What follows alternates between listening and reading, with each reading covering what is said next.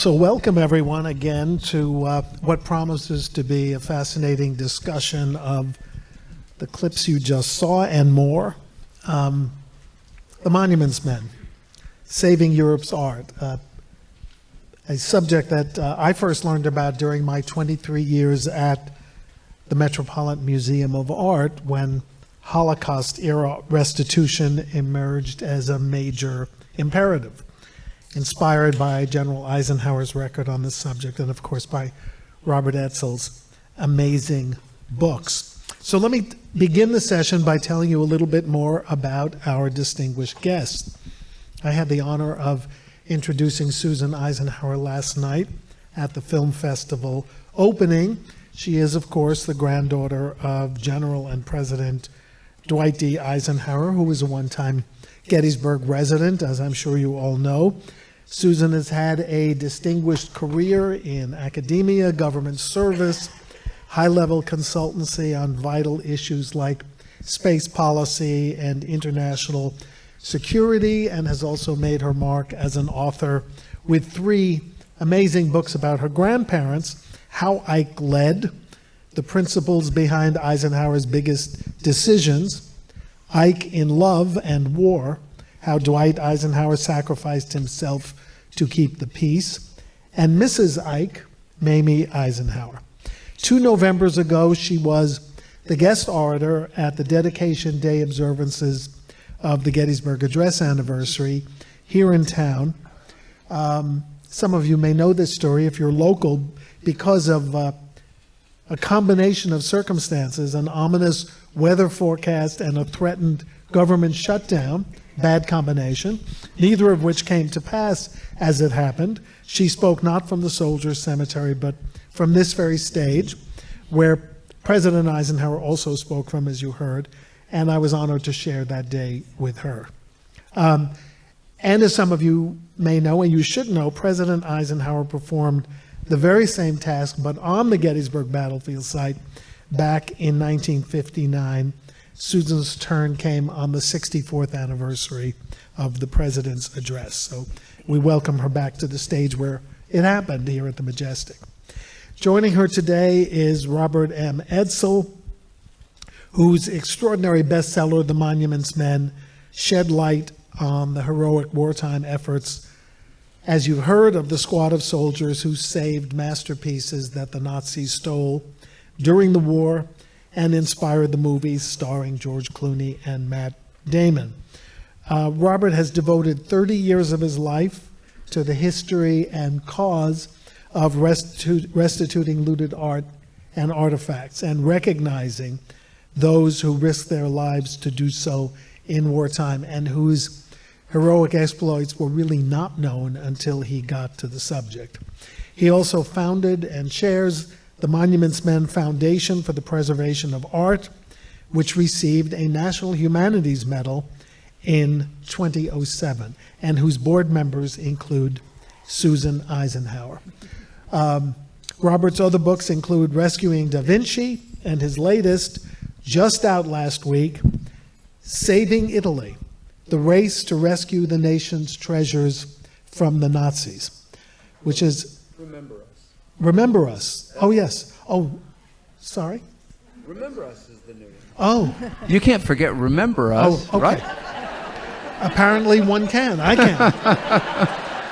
How you keep it all in track. It's called anyway. Memory Loss, Saving Art from... Anyway, there is also Saving Italy. There is Saving Italy. Yeah. Anyway, with that faux pas, welcome to both of you. Welcome to the Majestic.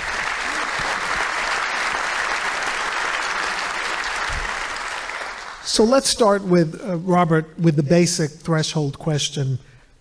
Who were the Monuments Men?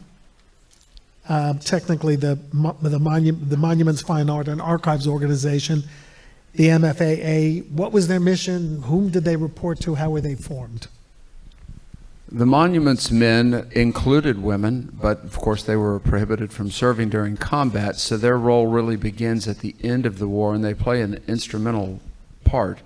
The idea was really the brainchild of a man named George Stout, who was a conservator of works of art at the Fogg Museum at Harvard. And Stout believed there was going to be a Second World War. He was preparing for it beforehand and had developed all sorts of ways to create and support cultural preservation officers, hence the name Monuments Men. And it was his idea more than any other among many that made its way to President Roosevelt's desk, and Roosevelt endorsed in 1943 less over the effort to address looting. That really wasn't the focus. It was that the Nazis were so effective at propaganda that they were pummeling the United States in the eyes of the world opinion, and people believed in Europe that we were actually going to be bringing ships over there, load them up with Europe's works of art, and steal them. So the effort initially started as a way to counter the propaganda by having American officers that had some understanding of architecture protect or repair damage to cultural treasures in Europe, primarily at this stage in Italy, and damaged churches, by effecting temporary repairs so the local people could see that we weren't these monsters the Nazis advertised, and so on. These are men and women, museum directors, curators, art historians. Some were artists themselves, average age about 40. Many had children, some had families, and they all had established careers. They were never going to be drafted, but they felt they had a contribution to make as a new kind of soldier, one charged with saving rather than destroying. They didn't even believe this would work.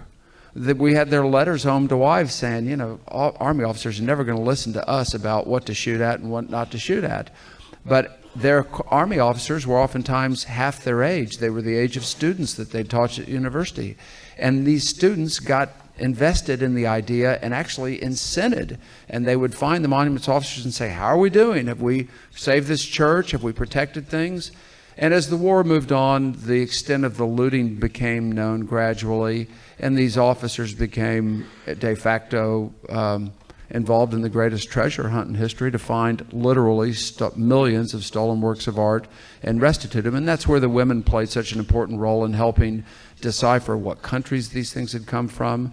And it's a high water mark in the history of civilization, because for the first time the conquering army did not keep these things, but they identified who the rightful owners were and returned them to the countries from which they've been taken. And that makes this not just a great story, but a great American story, and one we should all feel immensely proud of, and one of the reasons I wanted to make sure we told this story. Susan, everything reported to General Eisenhower, of course, everything in Europe. And I am so grateful to Robert for his having rescued that audio tape of Ike receiving, it sounds like a modest honor, but in Met world, it's a huge honor, being made an honorary fellow for life at the Metropolitan Museum of Art for his leadership in the war and his work in saving the world's art from plunder. So, Robert, first, thanks to you for finding, and I gather you had a wonderful time with our archives people getting the rights to reproduce it, but we'll save that for another day. But Susan, what's your recollection of your grandfather's interest in art and his passion for art, both as a viewer, a museum goer, and as an artist?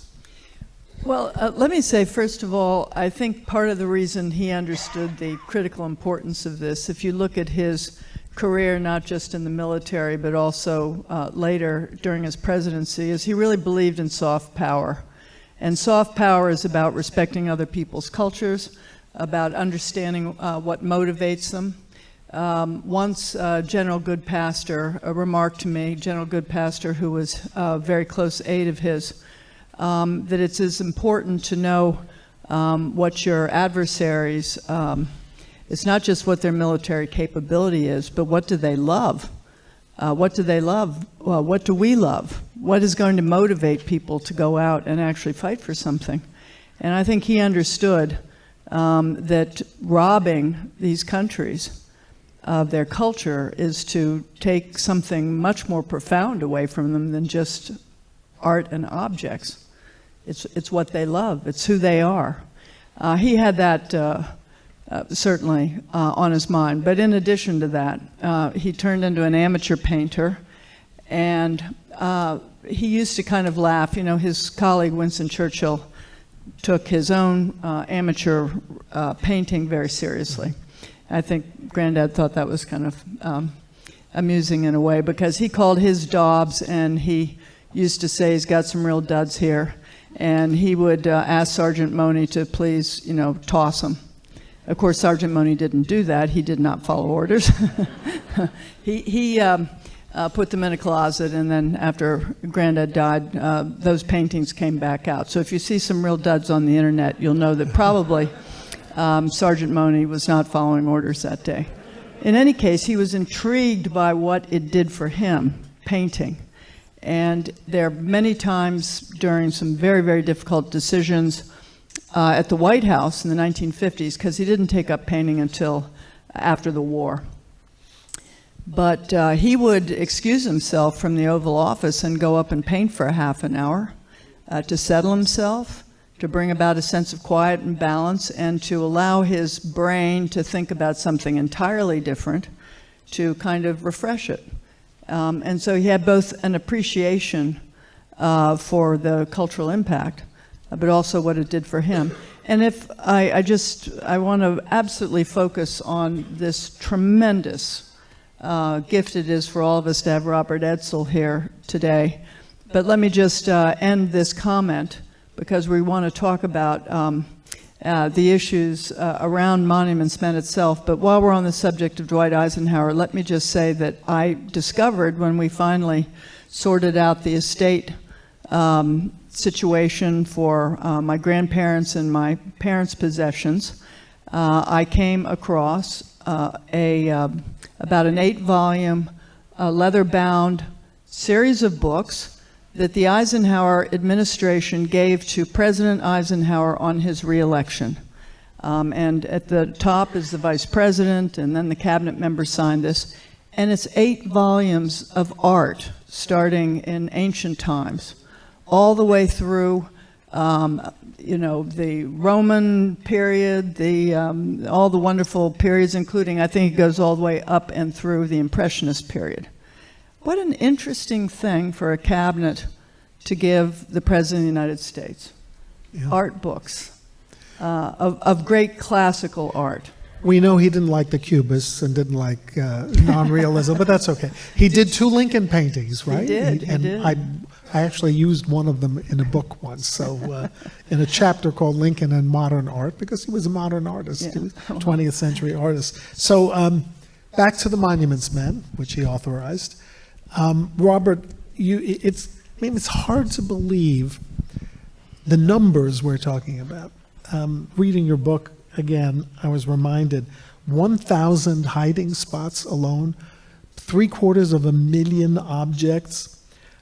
Where did they come from? Looted, stolen, forced sales? How were they accumulated, and how and why were they hidden away? The Monuments Men reached Paris, and this is where they really began to understand the industrial scale looting that had taken place, very targeted towards Jews. And they had seen some of this in Italy with the important works that were in the Florence museums and the Tuscan museums that had been hidden in countryside villas by the art officials to get them out of the cities, because the Europeans were initially convinced the Allies would bomb these cities, and with the technology of firebombing, things would be destroyed. So they moved them outside the cities. And in the case of the works in Florence, it turned out the combat field was moving and advancing exactly where these villas were, and they didn't have any trucks to move them back into the city. So there were many of these things were looted by the Germans and taken north and crossed the border into Austria and then into Germany.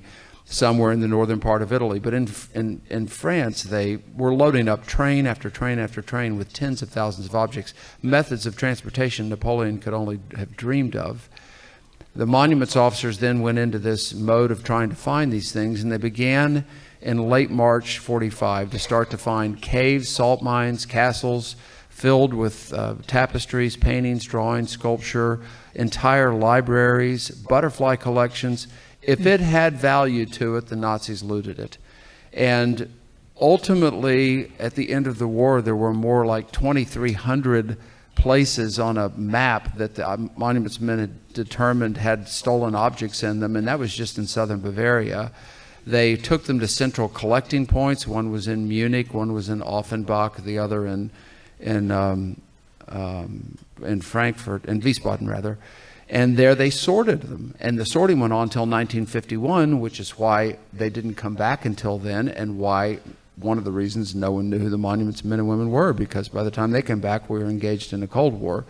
But they returned ultimately more than 4 million stolen objects, and that's an undercount. There were chests of jewelry with 16 objects per tray and 16 trays in the cabinet. That counted as one thing. They were returned, and then there were, of course, religious objects, library books, and then more than 1 million cultural objects that belonged to Germany. So in one of the many paradoxes of the war, no country benefited more from what the monuments men and women did than Germany. And this was something that they didn't understand until the film, the movie and the book and the film came out. Sorry, the book and the film came out, and it was punctuated when we had the world premiere in Berlin, and we had with us one of the monuments men, Harry Ettlinger, one of my dear friends and heroes, who I spoke at his memorial service.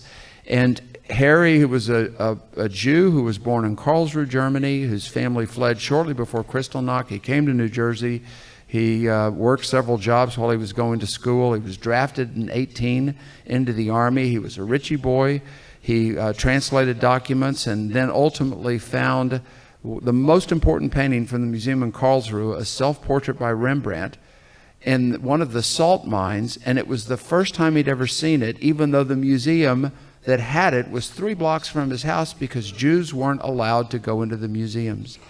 And when Harry was introduced on stage by George, and people had seen the film and understood the magnitude of what the monuments men and women did to refill the German museums with their objects, not that they came back to the United States, we didn't steal them, we preserved them for the future of Germany. The standing ovation lasted for 6 or 7 minutes, and Harry was in tears. Of course, I cry a lot. I was in tears, but all the actors were too. He just embodied and encapsulated the goodness of what was taking place, and it was the absolute pinnacle of what we want people to know about the goodness of Americans, that we didn't ask, as General Eisenhower said, we didn't conquer lands for property, we didn't take lands for ourselves, we didn't find these works of arts to keep. We did these things because they were the right thing to do. Eisenhower said there always stands beyond the materialism and destructiveness of war those ideals for which it was fought. And ideals don't expire. It's not like old milk. They endure. And they mattered then and they matter today. And that's what inspires and guides the work of the Monuments Men and Women Foundation.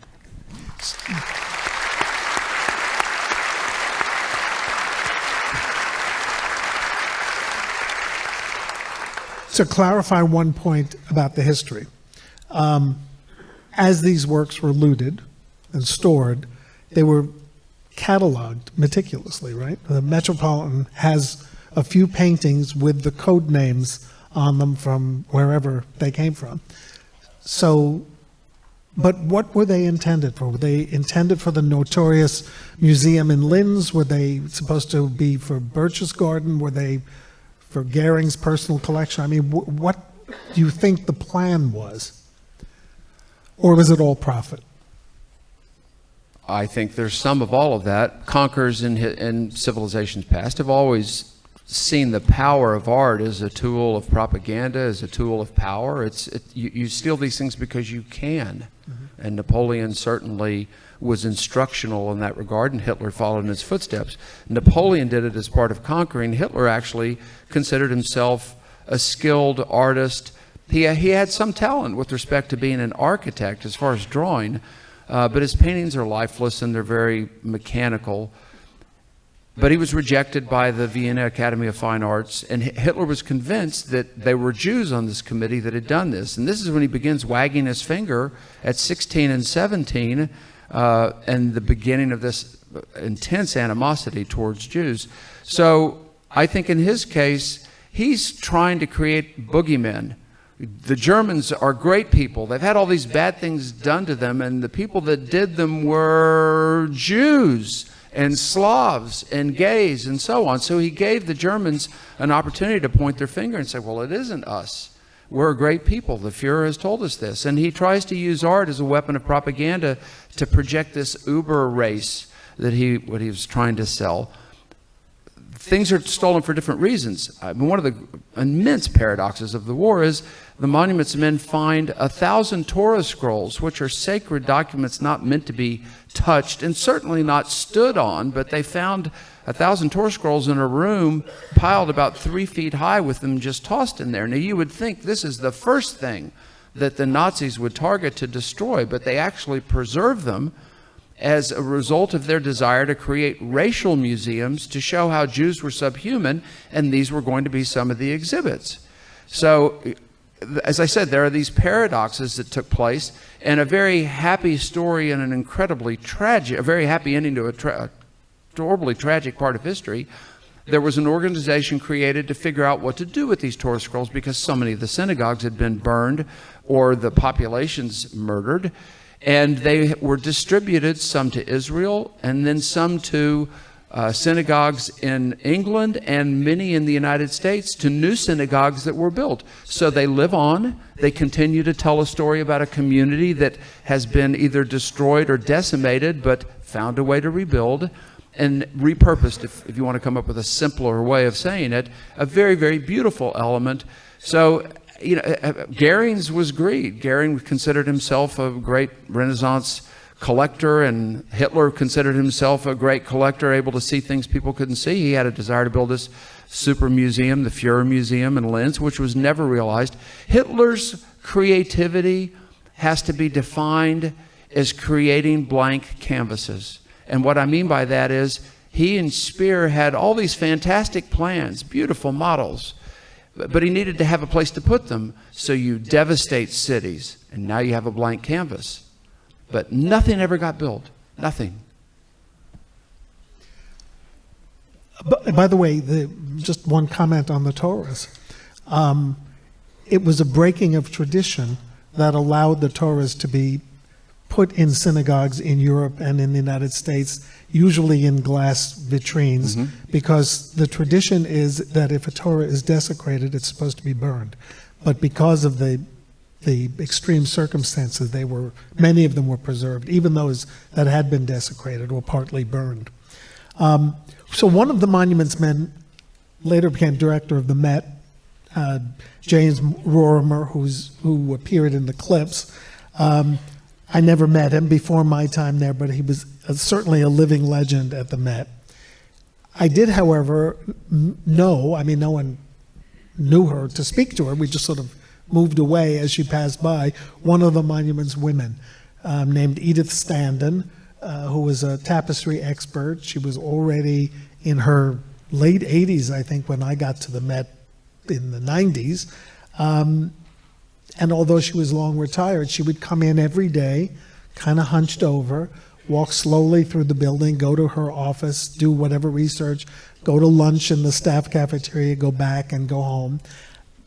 It's a whole different story, the monument's women. And since we're, you know, with the movie about the black wax that we're going to be talking about later in this festival, it's an aspect that you touched on. But tell us about the monument's women. Was their work any different, or did they work along with the guys?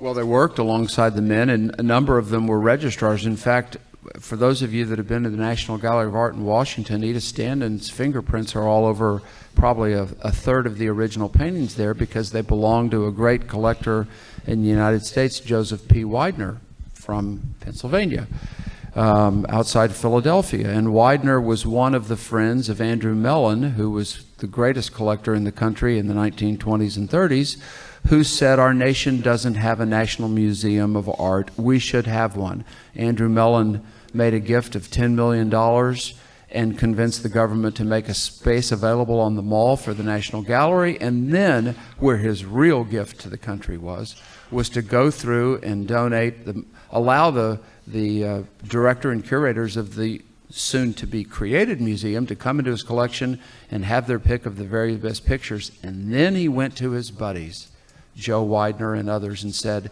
don't build a monument to yourself, do something good for your country.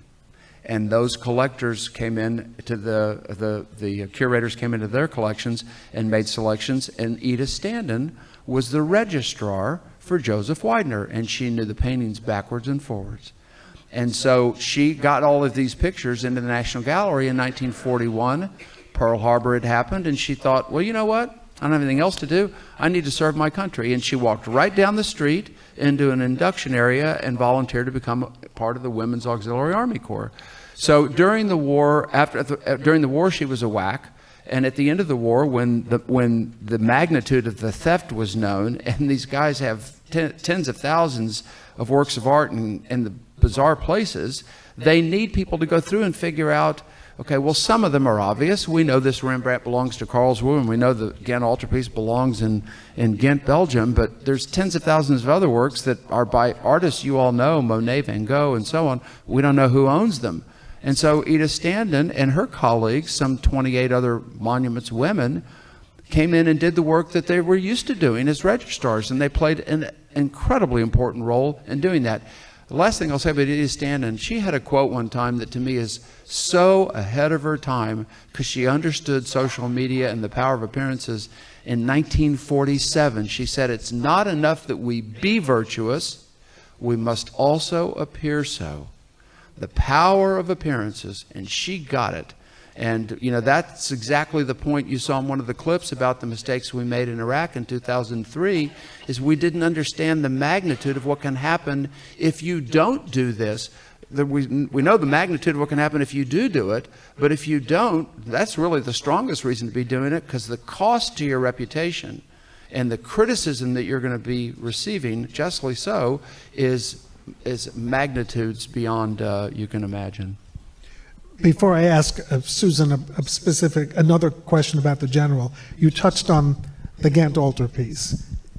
Susan, and you showed Robert at the Eisenhower farm, I believe, a little miniature version of the Ghent Altarpiece. Tell us the story of that piece, and then Robert, would you tell us what happened to the original during the war and how it got back? Thank you for that. You know, there's so many times when I wish I still had my grandparents with me to bring me up to date on all the wonderful things I have in that house. You might be interested to know that Mamie could tell you where everything came from without referring to the inventory. And I'm sure that she would have been able to say, but it is there in the most important what do you call that? Yeah, but exactly, in the living room. When you go into the hallway, the real tchotchke is on your right-hand side. That's the birthday gifts that we made in elementary school and gave to my grandmother for her birthday, or to Ike, as we called him, until we were told to stop doing that. And yeah. You know why? Because my brother saw him was at a press conference when he was president, and somebody called him Mr. President, and my brother piped up, "He's not Mr. President, he's Ike." And then, okay, we had a family meeting, and we were told that we were never calling him Ike again. Okay, so but anyway, there are lots of gifts in that house, but the important ones are where this extraordinary a replica. I don't know who gave it to them, but the point is that it was something important to them, and they put it there. So maybe, Robert, you'd like to say more about the history of how that was stolen and how it was returned. Yeah, Susan was kind enough to organize an opportunity for me to go through the home, and I saw this small replica, and I asked the park ranger if he knew about it, and he said, I don't. And I said, well, I know what it is, but I am sure that this was a gift to General Eisenhower from King Leopold, the King of Belgium, as an expression of gratitude for the return of that work of art to Belgium. So after these works of art are found, and the Ghent Altarpiece is about 16 feet wide and 12, 13 feet high, and there are 19 different panels. And they were found disassembled in a salt mine outside Salzburg. A number of them were leaning up against the bare walls of a mine, sitting on top of milk cartons, and one of them was a panel that was turned upside down that was being used as a work surface. Now, this is painted in 13 20 or so by the Van Eyck brothers, and it's considered to be the most important altarpiece in Europe, in the world.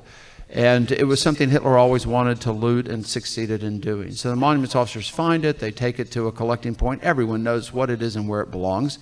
And at the end of the war, all the countries in Europe all wanted everything that belonged to them all back at once. They all wanted to be first. So we're getting ready to try these Nazis down the road in Nuremberg for the looting of works of art as part of the Nuremberg trials and the greater crimes against humanity and, of course, the murdering of so many Jews and innocent people. And General Eisenhower understood we need to send a message. This guy is so brilliant. The more you study him, the more you understand just his wisdom and his goodness and sense of balance. So the message is going to be sent, not in an overt way, because that's not how he did things. We're going to create a rotation system to return the most obvious works of art country by country by country, and everyone's going to have to wait, and we'll go in order, and that will buy time for the monuments men and women to do the sorting process for the things that are difficult and are going to take a long time, maybe years to find. And the first work of art that was returned on council of monuments men to him was the Ghent Altarpiece, because it was the most important and it was the one that meant the most to Hitler. And it was a way of showing the German people, we're not going to do what the Nazis did. We're going to give these things back to the people that they belong to, including all the things that belong to Germany. And that's what we did. And you think this was we can surmise, an expression of gratitude for his prioritizing? I'm sure it is. And that's not important that he got it.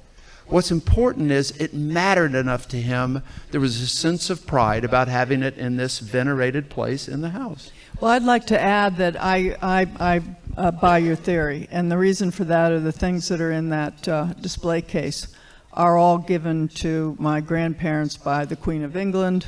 The painting over the White House, the former White House mantle, is given to him by Jan Masaryk, who lost his life in the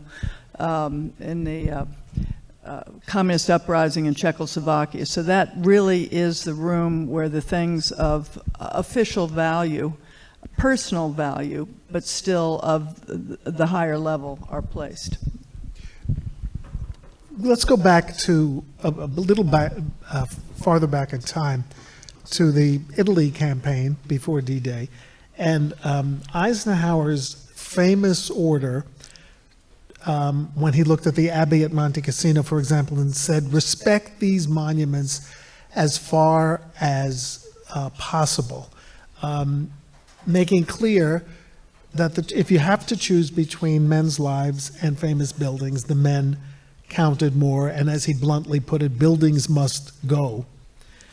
Otherwise, and I'm quoting him here, respect these monuments so far as war allows. That's an extraordinary commitment. I thought you both might want to talk about his identifying cultural heritage sites as worthy of sparing if possible. General Eisenhower didn't issue orders empowering the monuments officers because he very simply believed, I don't need to reinforce something that should be obvious to everybody. But it wasn't working. There were only 8 or 9 monuments officers by December 43 as he's preparing to go to London and set up SHAEF and begin preparations for the invasion of Western Europe. And one of the monuments officers went to Beadle Smith, and this made its way to General Eisenhower. And what Ike was hearing were letters. I mean, there's a great book, Letters to My General, that is a series of letters between General Eisenhower and General Marshall, that if you want to know the inside scoop of what's going on with the management of the war, that's a book worth reading, and it's just magnificent. You see the veneration General Eisenhower has for General Marshall and the custodial mentorship of General Marshall, making sure that you prosecute the war. If you need something, you tell me. I got your back covered over here. Fantastic. And General Marshall was sending letters to General Eisenhower saying, this is really a problem in this country because the media is reporting on damage to churches and other things, and now we're seeing body counts of soldiers and the impressions being created that their lives are being lost because we're not taking out some churches to save our guys' lives. And it was impressed upon him, and so he issued this very historic order. Of course, this comes 5 months after the invasion of Italy in Sicily. This is, again, another example of how they went to school and learned from mistakes. It was reissued with a slight modification to the language 2 weeks before the D-Day invasion. They made sure that they got it to the troops before then, and it said, and furthering in the order in December, that I know it's an excuse often used by officers on why something is destroyed, and I know it's an excuse of convenience, and sometimes it's true, but we're going to hold everybody accountable, and it's up to you as officers and your men, everybody, to make sure that you respect cultural treasures so much as war allows. That was the phrase. Well, this caused a big problem because, as fate would have it, the next major obstacle was this abbey in Monte Cassino, and they did nothing to this thing for the longest while, convinced the Germans were in it, and ultimately decided it had to go because the loss of life was so critical, and it was very, very severely destroyed. But they were trying to do right, and it just goes to show, you don't always get it right, but when you understand the effort that went into trying figuring it out, the intent was always good intent. And that was the change. That order empowered the monuments men to do what they needed to do, and they all credited it that. I mean, they all felt such great admiration for General Eisenhower because they knew this was a different way to fight a war than any war that had been fought before. I just took one quote that I loved from his speech at the Met. And again, kudos to Robert for finding and preserving it. If it sounds like a crystalline voice recording, unlike most things from the 40s, it's because no one had ever played the cylinder until Robert said, "Can we play it?" And I believe my colleague said no, but he said yes. So there you go. Listen to this quote from an appearance at the Met from Eisenhower. "I lay no claim to artistic temperament.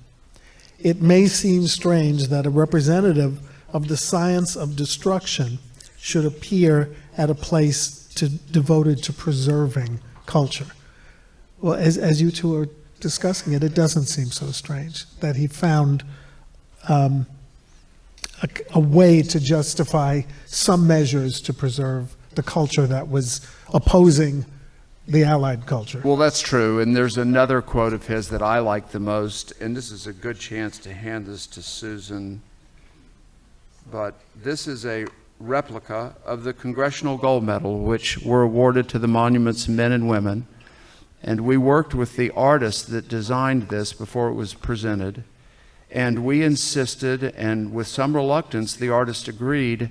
They don't like to put text on these medals because the medals are a canvas for them to paint. But we said, General Eisenhower said something so important and so powerful that we need to have that language on there. And what he said was, "It is our privilege to pass on to the coming centuries treasures of past ages." This is the line in the sand for civilization, that we aren't going to do things the way we did it for 2,000 years. These things are going to go back to the countries from which they were stolen, and he deserves the credit for that. And I'm happy for Susan to have this as part of the things.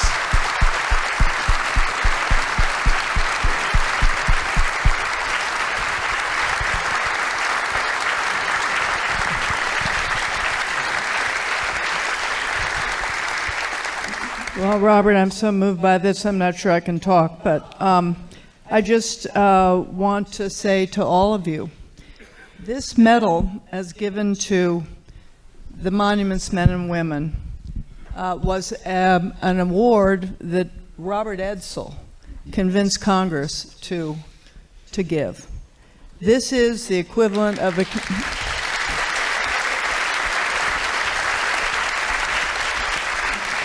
This is like the Congressional Medal of Honor for all of those who served in this really extraordinary cause. And I would like to take this opportunity to give Robert a round of applause for everything his foundation, but he personally has done.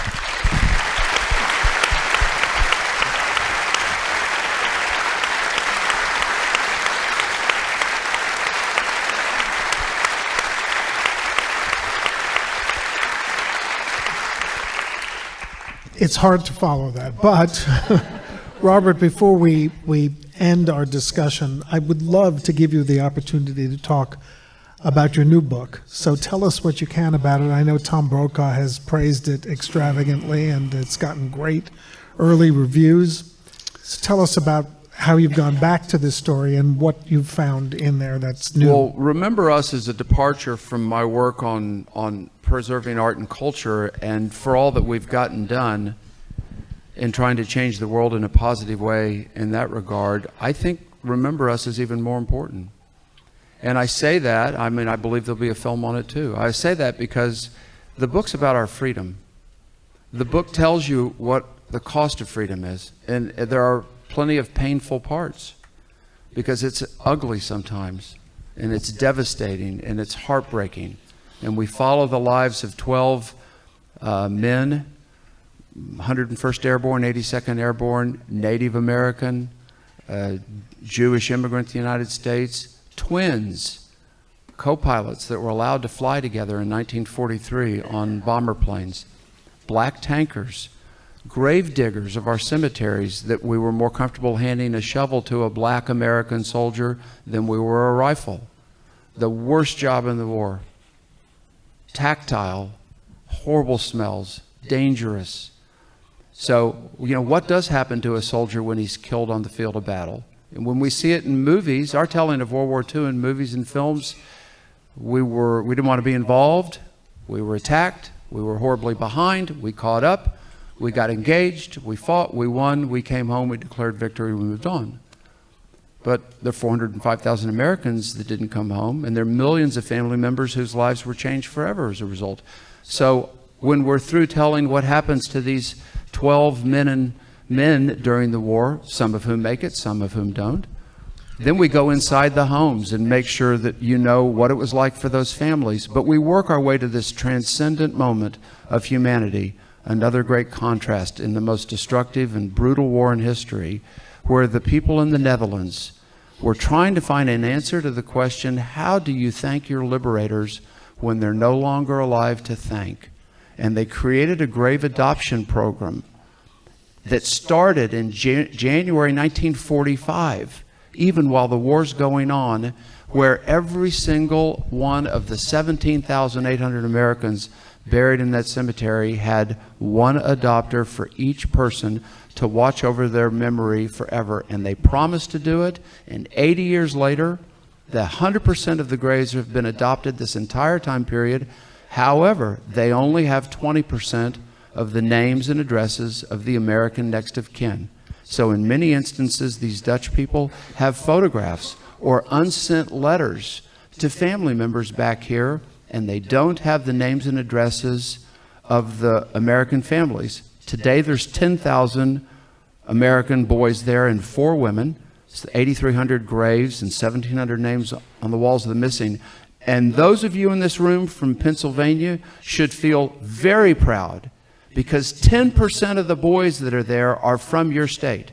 1,028 Pennsylvania sons are buried in that cemetery. So we created, the Monuments of Men and Women Foundation have entered into a joint venture with the Dutch Foundation for Adopting Graves, and we're calling it the Forever Promise Project, because that's what the Dutch promised the Americans. Leave your boys with us. We will watch over them like our own forever. We have a website called foreverpromise.org. We have a searchable list of all 10,000 men and 4 women that are buried there, and we're asking people to go to the website, see if you have a relative there, and there's a short questionnaire that pops up that asks you, what's your relationship? Are you aware there's a grave adoption program? Are you in contact with your adopter?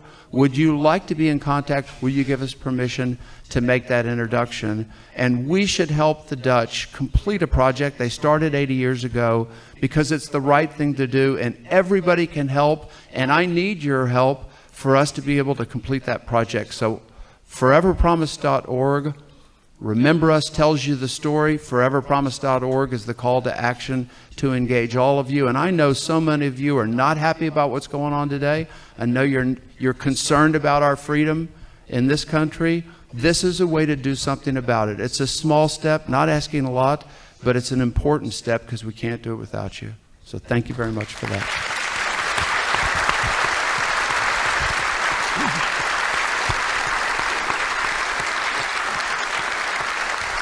So you will have an opportunity when we conclude to get inscribed copies of that book from Robert and get inscribed copies of Susan Eisenhower's book, I believe in the lobby when we're done. We have one more scene, one more act, but first join me in remembering these wonderful discussants, Susan and Robert.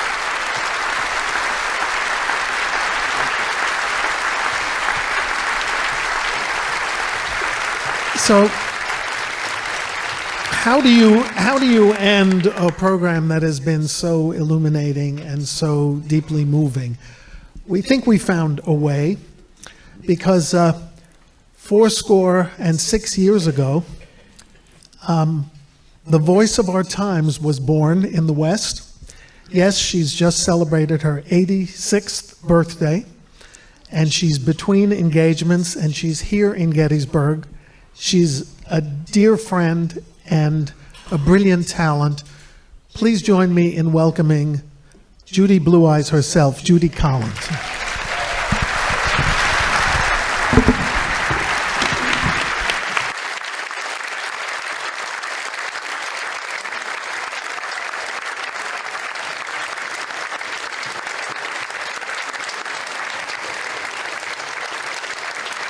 Isn't it amazing how fate waits for you and does things that you didn't know you were going to do or have? I just want to say that these are three of my favorite people on the stage with you and Harold and Robert and Susan. My new acquaintance with Robert, who is just amazing. And this discussion has relevated me to thinking about our better angels, because that's what we're talking about. And of course, that's what Harold writes about. Of course, Harold, has written so many books about Lincoln, and I'm just reading the one about the speech that Lincoln made in New York. It's amazing. But I was thinking of an old song. It's to be with a relevant conversation about the higher level of life and of service. It is what we have to be thinking about today, whatever is on our minds. Don't be too involved in the dark, because it's very easy to do.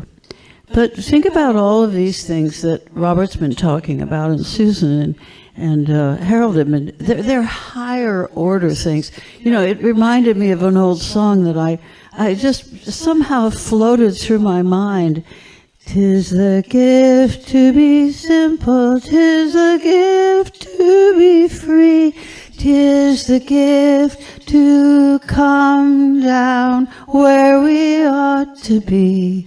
And when we are in the place just right, 'twill be in the valley of love and delight. And I'm reminded of so many things that our parents and our when true excuse me, I was just drinking coffee. When true simplicity is gained, to bow and to bend we will not be afraid. To turn, 'twill be our delight, till by turning we come round right. And the song that I was asked to sing tonight, actually, I might even do, because it too comes from an era. I always think that we're in the correct era right now, no matter what's going on in the world. It's the right place at the right time to do the things that we have to do, whatever they are and however difficult they are. One night, I just was thinking of this song that I was invited to sing tonight, which I am going to get to any minute now. I was at an encounter group. Have you ever heard of an encounter group? It was part of the 60s of finding ourselves. And so I was at an encounter group. A lot of my friends were there, my producer, the head of my record label, and so on. It was 1969, and people were in this encounter group. People were getting agitated with one another, and my producer said, you know, you should sing something. And so I did. And the next day, and people calmed down, and they went home holding hands and that sort of thing. Not exactly, but that idea. And so the next day, my producer called me and he said, you have to record that song. So we went to the church on the Columbia campus and recorded it. I did not know what the song, I knew, my grandmother knew the song, and she was from the South, and she sang it to me, and that's how I knew it, but I didn't know it any other way. Later on, I found out that this song was written by a slave trader, the captain of a slave ship. His name was John Newton. He was a very bad man, and it was in the 1780s. And his ship was wrecked, and many of the people died. He did not. He decided to change his life. I think that's the whole point. That's why I was thinking of this song, changing one's life, but others' lives as well. So John Newton changed the world because when his ship was wrecked, he decided to go to only in England and spend the rest of his life writing hymns. Amazing grace, how sweet the sound that saved a wretch like me. I once was lost, but now I'm found, was blind, and now I'm saved. Do you want to sing this with me? Amazing. You can sing the harmony or the melody or another song entirely if you wanted to. Amazing grace, how sweet the sound that saved a wretch like me. I once was lost, but now I'm found, was blind, but now I see. Through many dangers, toils, and snares, we have already come. Through many dangers, toils, and snares, we have already come. 'Twas grace that brought us. 'Twas grace that brought us safe thus far, and grace will lead us home. Amazing grace, amazing grace, how sweet the sound, harmony that saved a wretch like me.